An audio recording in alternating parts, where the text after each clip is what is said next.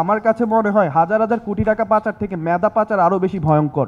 কোনো কুচক্রী মহল কিন্তু আমাদের এই দুরবস্থার সুযোগ নিয়ে তারা অবশ্যই আমাদের ভেতরে প্রবেশ করে আমাদের এই ঐক্য নষ্ট করার চেষ্টা করবে। যে আমাদের দেশ থেকে হাজার হাজার কোটি টাকা লুটপাট করে দেশে বাইরে পাচার করে দেওয়া হচ্ছে, কিন্তু আমরা এটা দেখি না যে আমাদের প্রতি বছর ভার্সিটি থেকে মেধাবীরা দেশ থেকে ছেড়ে বিদেশে পাড়ি জমাচ্ছে, বিদেশে ওদের লাইফস্টাইলটা ক্রিয়েট করতেছে।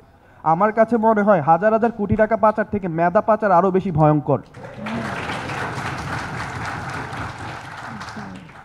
আমাদের বিগত এটা ব্যর্থতা বলবো কিনা জানি না, 20 বছরে আমরা শুধু দেশের রোল মডেল হিসেবে ডক্টর ইউনূসকেই পেয়েছি যে আন্তর্জাতিক খ্যাতি সম্পন্ন হয়েছে, কিন্তু আমার মনে হয় মেধা পাচার যদি না হইতো এমন ডক্টর ইউনূস বাংলাদেশে প্রতি বছরই 1-2 জন করে বের হইতো।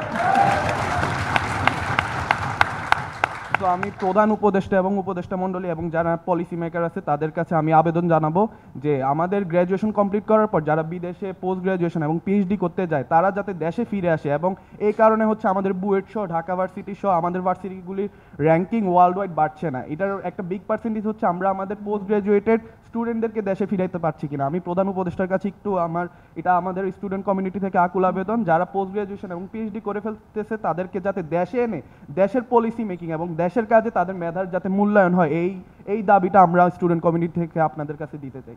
তো মব জাস্টিসটাকে নিয়ন্ত্রণ করা আসলে এই মুহূর্তে আমি মনে করি প্রধান কাজের মধ্যে একটি, কারণ মব জাস্টিস নিয়ন্ত্রণ না করা গেলে এটি যদি সমাজের বিভিন্ন জায়গায় ছড়িয়ে যায় এবং এই কোনো কুচক্রী মহল কিন্তু আমাদের এই দুরবস্থার সুযোগ নিয়ে তারা অবশ্যই আমাদের ভেতরে প্রবেশ করে আমাদের এই ঐক্য নষ্ট করার চেষ্টা করবে।